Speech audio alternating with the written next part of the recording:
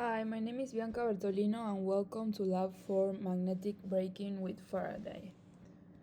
Let's start off with an introduction. So we are going to be observing and modeling Faraday's law acting on a falling bar magnet through an aluminum tube, and we are then modeling this magnitude interaction computationally and comparing the computational model with our observed data. A preview of the main result was that the computational model was at a time of 1.047 seconds, while the observed data was 1.029 seconds, so a very slightly difference. And then the system is a bar magnet and the aluminum tube, and the surroundings is everything around that. And the initial conditions are the geometry of the tube and the magnetic moment of the bar magnet. Let's go over the models and fundamental physical principles for this lab.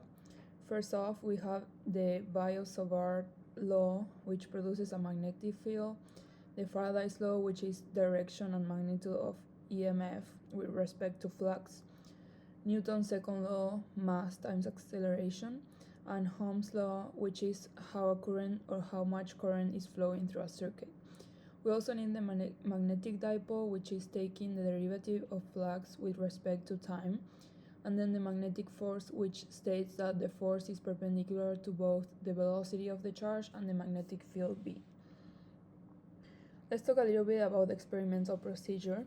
So beforehand, I took the measurements of the aluminum tube, which you could see on the left side, and the measurements for the bar magnet. So its weight of 0.022 kilograms, and then our mu value from lab 3. And we assume that air resistance is negligible and that the magnetic force and gravity are the only two forces acting on the falling magnet.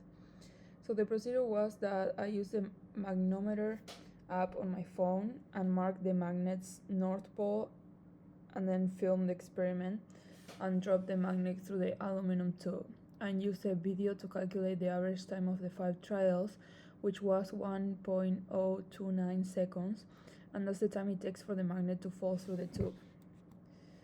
Now, 2 checkpoint questions. Why can't we use a ferrous tube, for example, a steel pipe?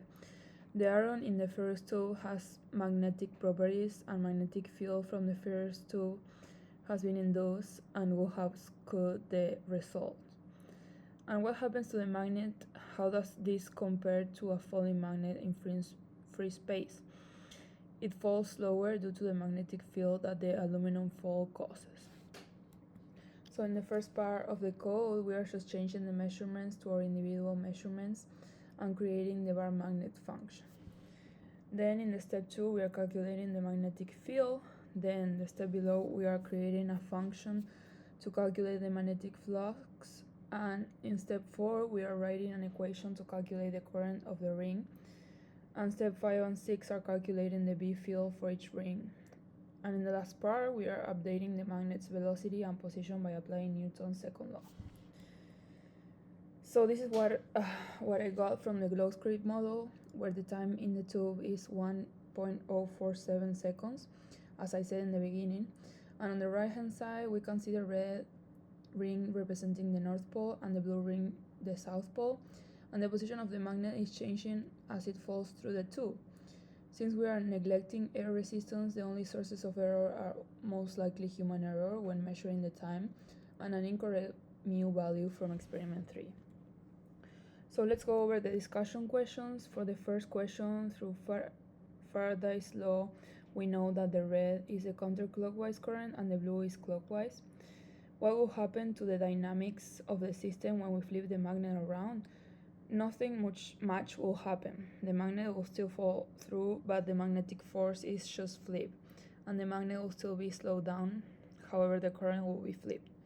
And then how does our computational model compare to a real-world system? So they were pretty similar, but the computational model could be better if we increase the number of rings to make it more accurate. So meaning we split the tube into more rings, and additionally we could also account for resistance. And lastly, for the last question, the forces were initially not balanced, with fluctuations in both directions, but eventually balanced out. So for the first question, as resistivity decreases, the current drastically increases and the gravitational force will be balanced, so it will prevent the magnet from falling altogether.